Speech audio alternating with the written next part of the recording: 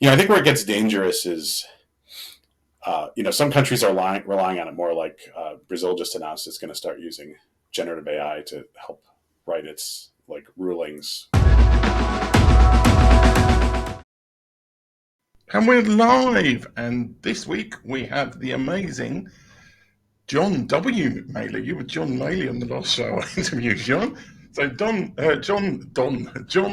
W. Maly, who is the author of a book which I'm now totally struggling to, which is about justice and AI in the future. But we're going to talk about that. So, talk to us about the book you wrote, and also you do a lot of work with AI in the legal sense as well in your day job. So let's talk a little bit about that as well. So introduce your book, and then talk about your business and your wider work with AI. Yeah, so the book is right here. It's Yeah. called Juris Machina, and it is about futuristic society, not terribly far, possibly uncomfortably close in the future, where AI has taken over the legal system, and so it's replaced judges and juries. And there is a character in the story who is a small-time hacker and kleptomaniac teenager, and he gets falsely convicted of mass murdering hundreds of people, and he gets sent away to a prison that he has to become the first person to ever escape in history, and reunite with his attorney and try to figure out who really did the bombing and sort of rescue the city that turned its back on him. As far as where the novel sort of fits into things, I mean, it's got little bursts of legal anthropology threaded through it. So it has in the introductions to each section, there'll be like a paragraph on different crazy human systems of justice throughout history, like the trial by fire and trial by water, and the different witch trial methods and things like that. And I think what it represents is one facet of the sort of emerging relationship between AI and human society. As far as my background, when I was in college, I majored originally in computer engineering and psychology. And so artificial intelligence was sort of a logical kind of a over intersection of those two things. And then when I was in grad school at Stanford, I did some work programming AIs. So you would basically write game playing AI agents that would play different strategy games against each other and learn and get better. But that was still largely kind of just, a shiny, interesting toy. I think one of the only things we used AI for back then was like character recognition for the postal system.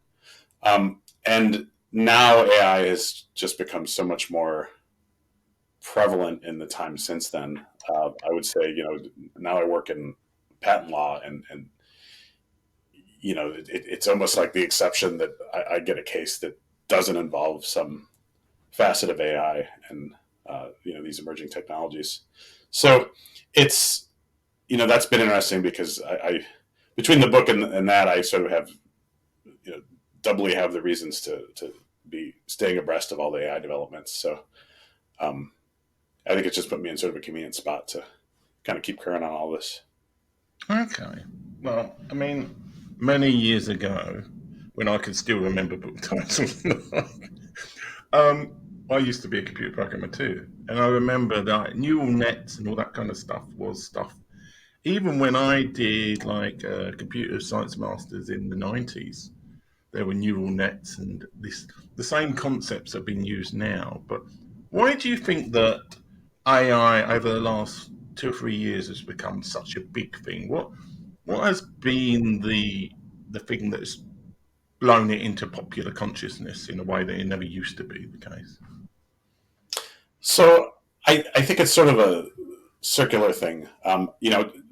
In one facet of it, we've sort of got that hardware for AI has become increasingly powerful, Yeah, and that's due to two reasons. One of which is that we've got these, the servers that go into server farms have become less and less expensive over the last like 2 decades, and then meanwhile we've made these different discoveries, like that originally neural nets used to be these really high precision floating point numbers, Yeah. and floating point number, for those not familiar with them, is it's a number with a really high degree of precision and a lot of decimal places. Yeah. And so when you're doing math, I mean, just like if you sat down at your desk and tried to do long division on a very large, a number with a large number of decimals and some second one, it would take you a lot longer to do that calculation. And what they've discovered since then is that if you just use nice round integer numbers, you have less precision in each calculation in the neural net. But because of how much faster it is to do that computation, you can do it like 7 or 8 times. And so you can do 7 or 8 rounds of learning with less precision. And it turns out to be even more effective than if you had just stuck with highly precise, like a single round. So there have been optimizations like that have made neural networks a lot more powerful and fast and efficient. And I think what happens is that these things, they sort of hit critical mass, where in some aspect of technology or society, neural nets get introduced to great effect, and everyone sort of takes notice and says, where can we leverage this in our own area of technology? So that, I think, it's a bit like a fire starting. I think it's just sort of spread to the point where now it's kind of self-perpetuating, and everybody who isn't using AI in their area of their sector is looking around for reasons to use it, even if there's not really much justification. So that's, I think, where we are right now. Yeah, because I mean, one of the things that a lot of people don't appreciate about ChatGPT and all the other various ones, I'm now forgetting the AI models, but that's a whole other thing, is that sometimes you can give them like simple sums and it will get it wrong, because the answers that AI give aren't always correct. And also there's this thing, I think it's where, what do they call it, like imagination, where the AI just creates something out of thin air. Yeah. So talk a little bit about what the potential faults are of relying too much on something like ChatGPT. And have you got any examples of where people have been overly reliant on AI? Yeah, I think there's different examples in different sectors. I mean, I think in the legal profession, we had a case last year where an attorney asked ChatGPT to write a legal brief. Yeah. And, the ChatGPT generally got right what the state of the law was, but it also ended up making up some cases that were listed for, precedential purposes. Yeah. And so these were completely fabricated cases that they seemed like a very logical extrapolation of the existing cases. The attorney didn't check it. He just submitted it. And, that creates all kinds of problems because the opposing counsel noticed this, and Yeah.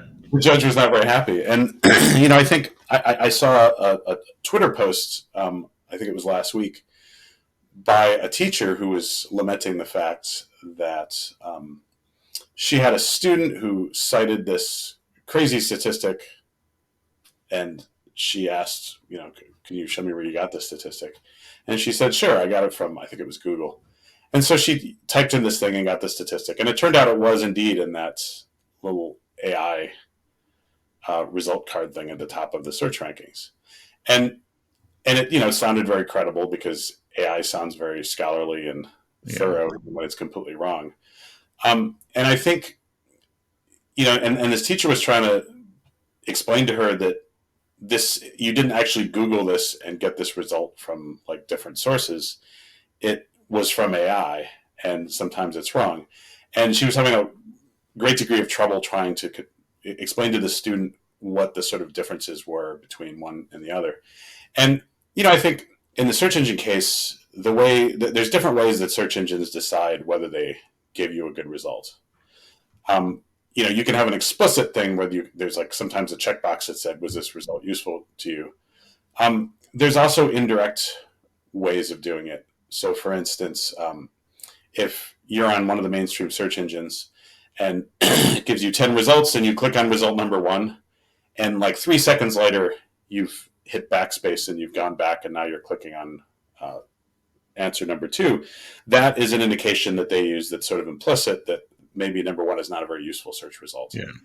So the problem with the kind of generative AI produced answers is that each one of them is unique. They're produced on the fly based on your unique wording of your question, based on several other kind of circumstances that are, not random, but variable. And, the difficulty with that is that there's no way to really rate that answer. There's no feedback mechanism to say, what, this is completely wrong. And there's no implicit way where you can sort of see that they didn't like that and then did more queries or something like that necessarily. So we are in this weird situation where you can get these hallucinated answers that are incorrect. And it's, the way AIs and neural networks sort of refine themselves is a sort of slow, indirect, diffuse kind of a process. Yeah. And it makes it difficult to just flag something as, sort of fake news. And I think that's kind of a danger. I mean, I think a longer term danger from a technology like this, and this sort of circles back to now some email programs like Gmail, for instance, are going to be offering this summarize feature that will summarize an email for you. It'll read the email, or it'll read a long email thread, and it'll kind of summarize things.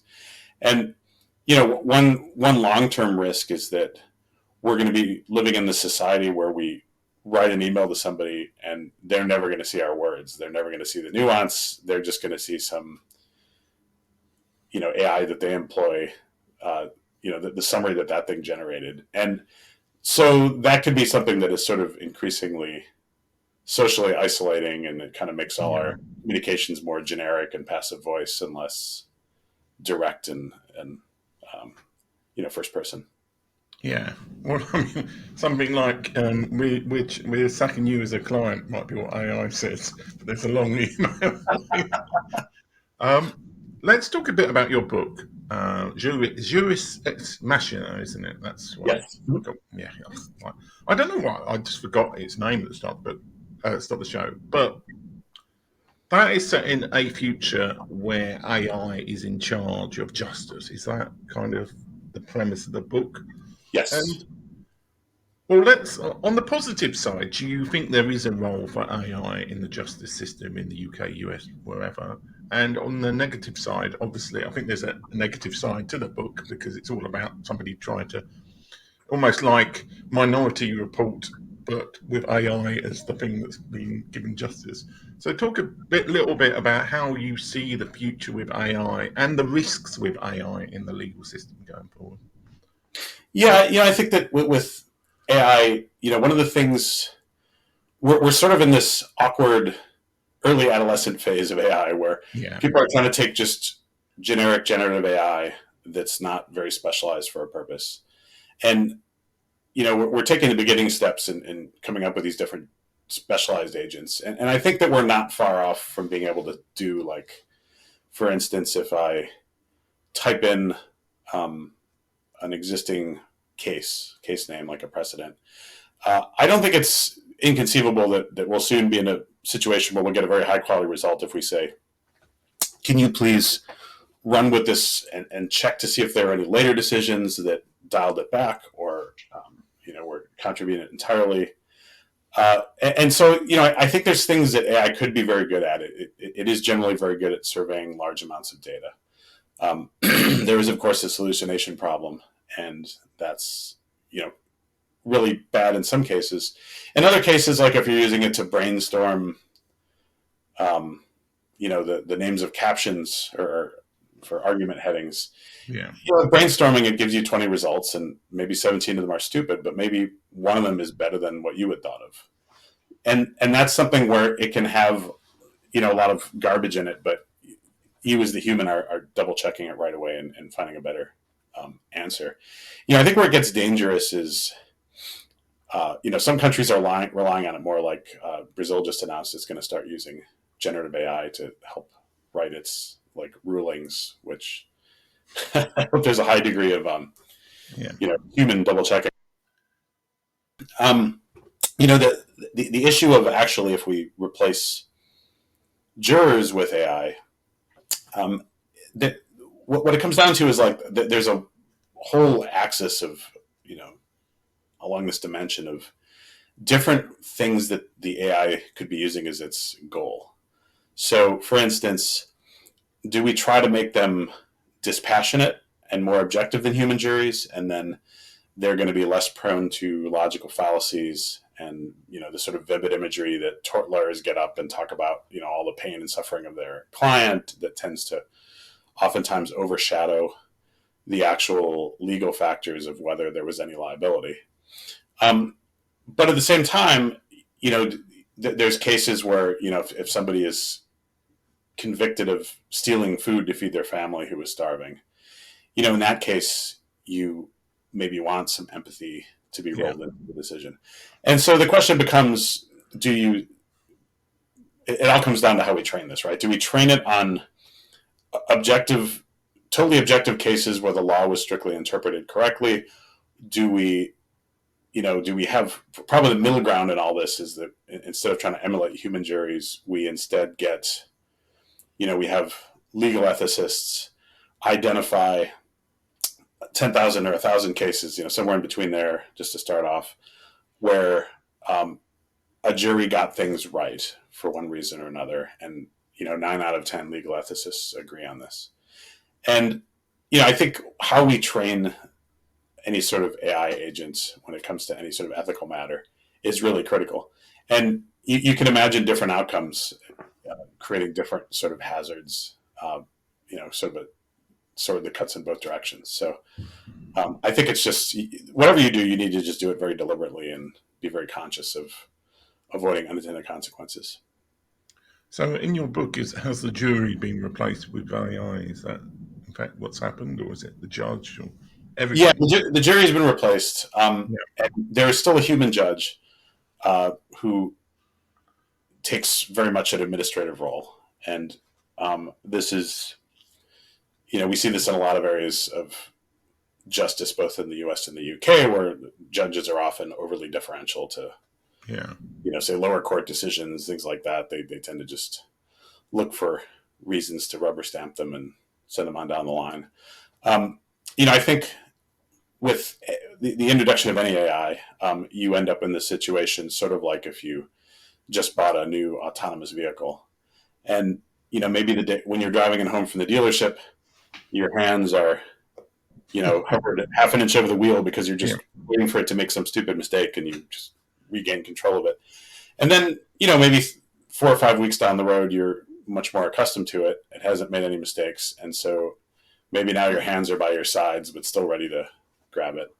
And then maybe it does a good job for 8 or 9 months, and you get to the point where you're sort of abusing it, and you think, well, you know, if I just put this little clip on here so it thinks my hand's on the wheel and I take a nap, it'll be fine.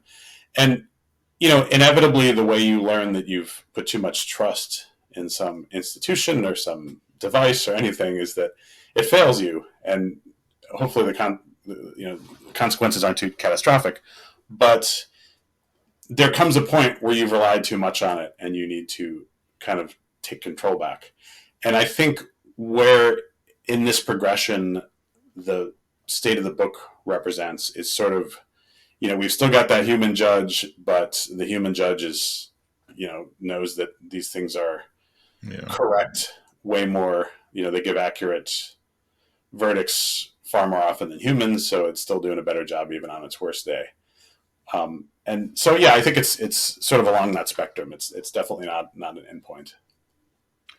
So I'm going to ask you a weird question here, but if you were, let's say, 10 years in the future, you were accused of something you didn't do, would you rather be put in front of a jury or this AI from your book for determining your innocence?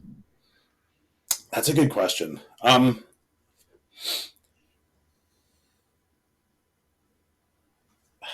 Yeah.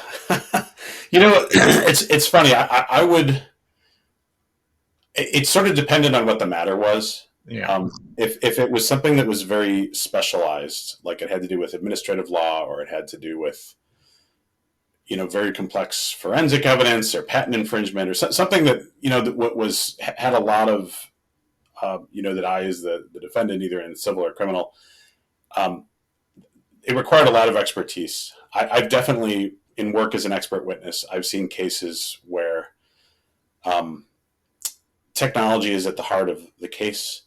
And the very first thing one of the parties does is just use their three strikes to exclude any jury members that have any knowledge of technology.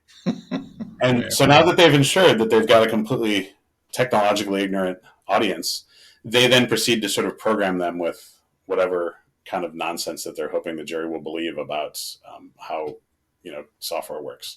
And that, I think, leads to really bad outcomes. And I think that's something that an AI would not be prone to.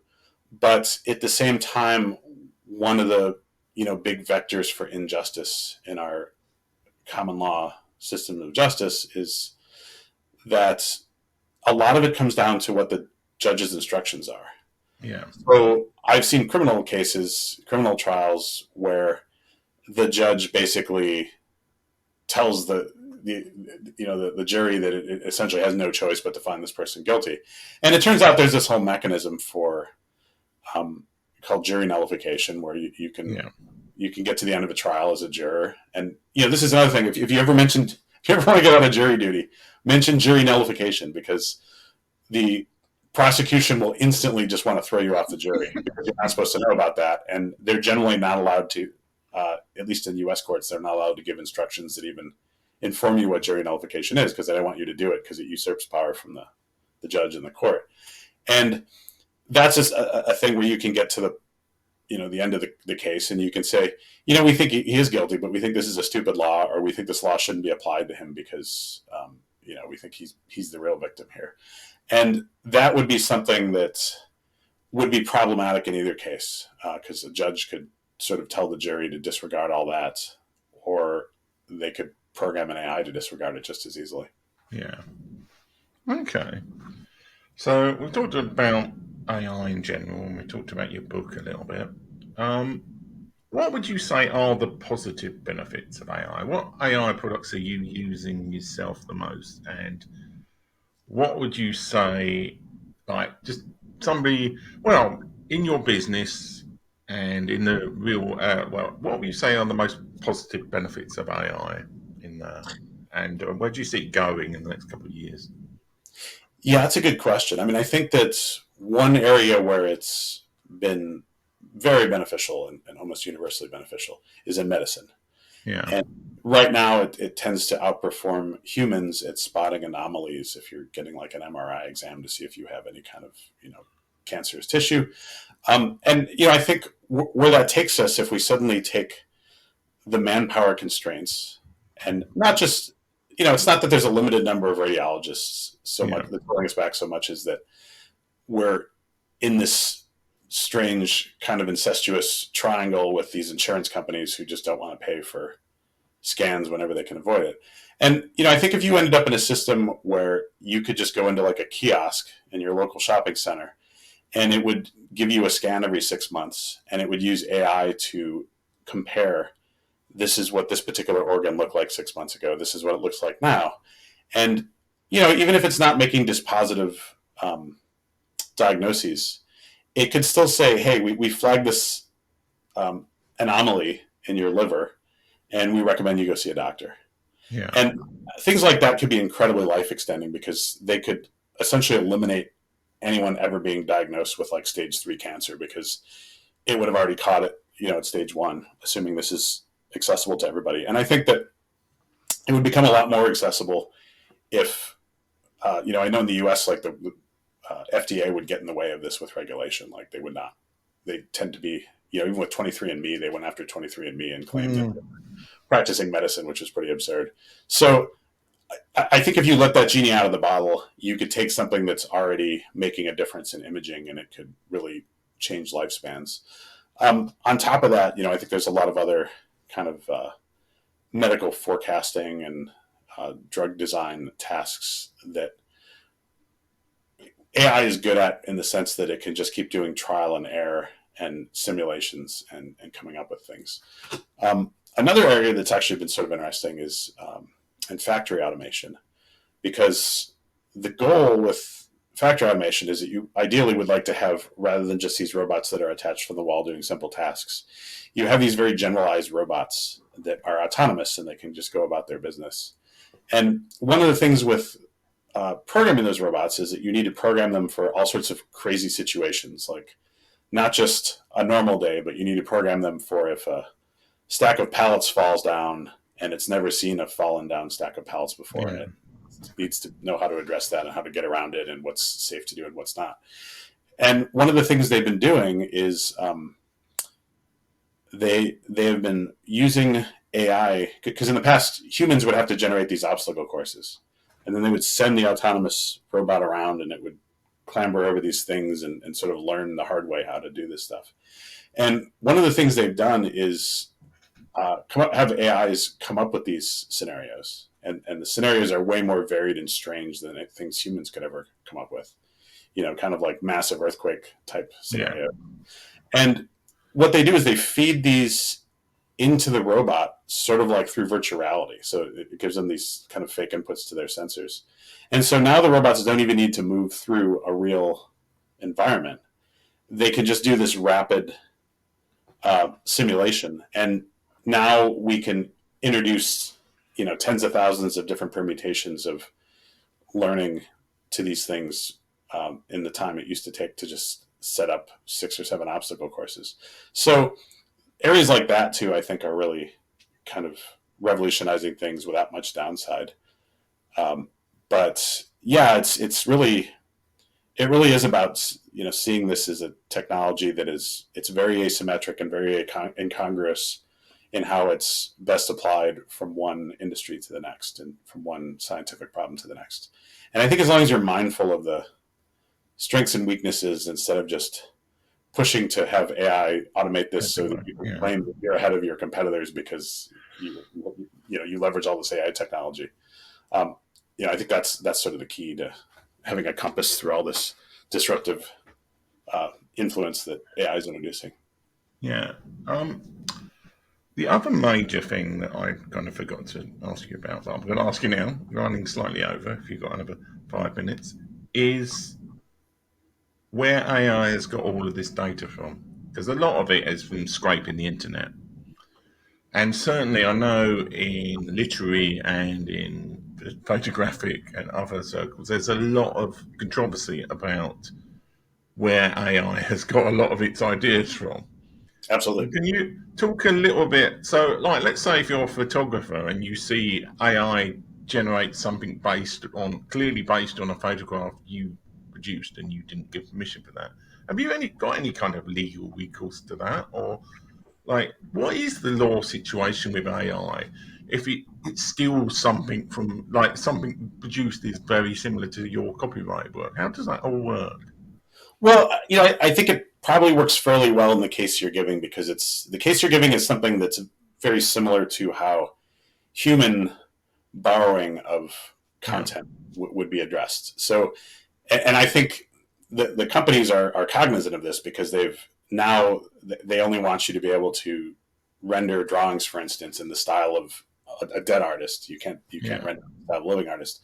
But I think where this leads, the slippery slope of this leads, is that eventually you get into a situation where if you have this amalgamation of all these different artists that you've borrowed their style, or authors that you borrowed their voice, and you sort of roll them all together in a big enough ball, it becomes something that a human couldn't easily really do, but AI can, AI can absolutely do that. And so the question becomes, do we need some sort of a system of fair use and of copyright royalties that takes into account these more indirect minor shares of things, like 1.5% of your storyline was borrowed from this work, then now instead of this all or nothing copyright infringement question, it's like, okay, well, maybe you owe them 1.5% of what normal royalties would be if you had used it directly.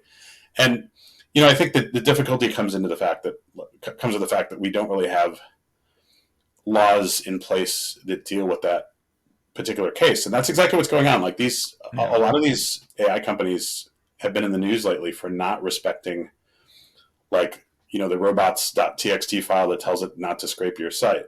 Yeah. They've been taking the sort of attitude that anything that's online is just like freeware and that it's fair use.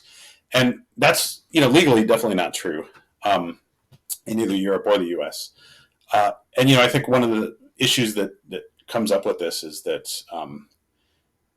where do we draw the line? Because, if it's not an unreasonable question at all in music to ask a musician who are your influences. Yeah. And if the musician comes back and gives, their 2 or 3 main influences, no, everyone's like, oh, that's great. Now I understand your music better. But, there comes a point where if someone's music sounds completely derivative, they sound like a cover band, then they sort of get less respect. And so clearly there's sort of a continuum there. And there's a point at which it becomes not, mere beneficial influence and it becomes copying. And, it may be that point for AI is a different point than it is for humans because they kind of have more capacity to kind of work within those lines.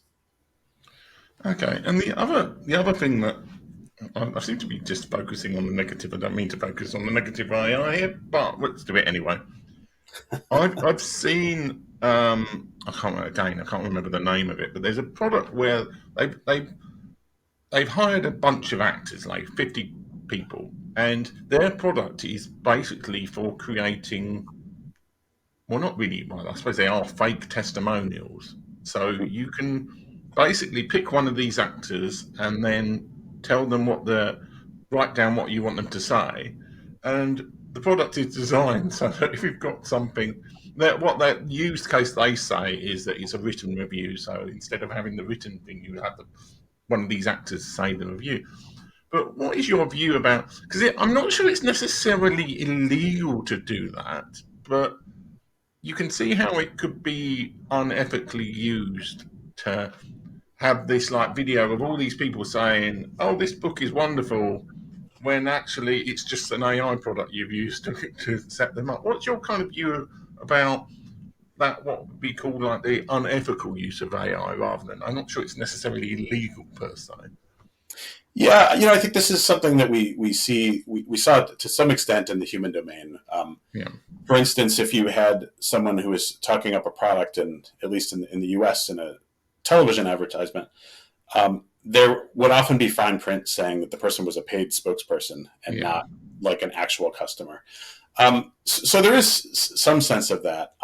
Personally, I think that's a particular situation that's more of a technological solution than a legal solution, because I think very soon we're going to be in a situation, and part of this is from people using deepfake generated voice and video samples to commit crimes and convince you that your relative was kidnapped when in fact they're just camping in the mountains and unreachable. And then also with deepfake propaganda, I think we're going to end up in a situation, we're going into this arms race, whether we want to be or not, where we're going to need to have these sort of real-time inline applications on our phone and on our television, these things that tell us, hey, this video you're currently watching is partly AI generated. And, the maddening thing there, of course, is that the technology to detect that is also going to be AI's. Ideally, it's not going to be the same company that's supposedly giving you an honest answer whether it's detected. But, I think if we had that knowledge, and, of course, that's going to require us to be a little bit more educated on how these tools work, kind of like with virus software.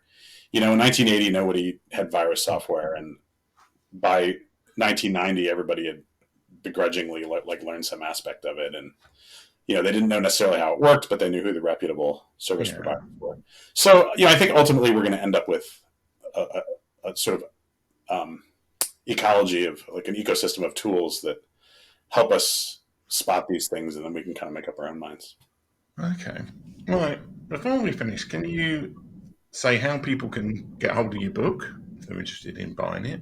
I know you're at the Association of Librarians, so it might be available in libraries, but I'm sure you probably want people to actually buy it. And how people can find out about you and get in touch with you and talk to you about AI or anything else that they might be interested in. Absolutely, yeah. So the book itself, again, it's called Juris Ex Machina. in which is broken Latin Yeah. for justice from machines. Justice from the Machines. So it's my website is johnmaly, JOHNMALY.com. The book can be found, really any bookstore should be able to order it. And I'm actually quite happy if you don't want to purchase it and you want to get it through a library, you can just go request it and they will get it in. And that's true, not just in the United States, but it should be true worldwide. So that is generally how you get it. And I do sort of AI punditry work that is referenced on LinkedIn and also on my website. And I'm happy to speak to organizations or book clubs or any other sort of venue like that as well.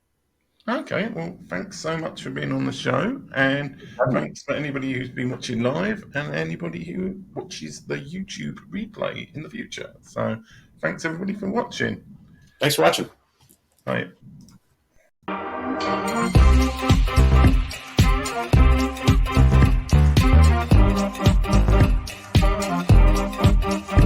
This is what God requires.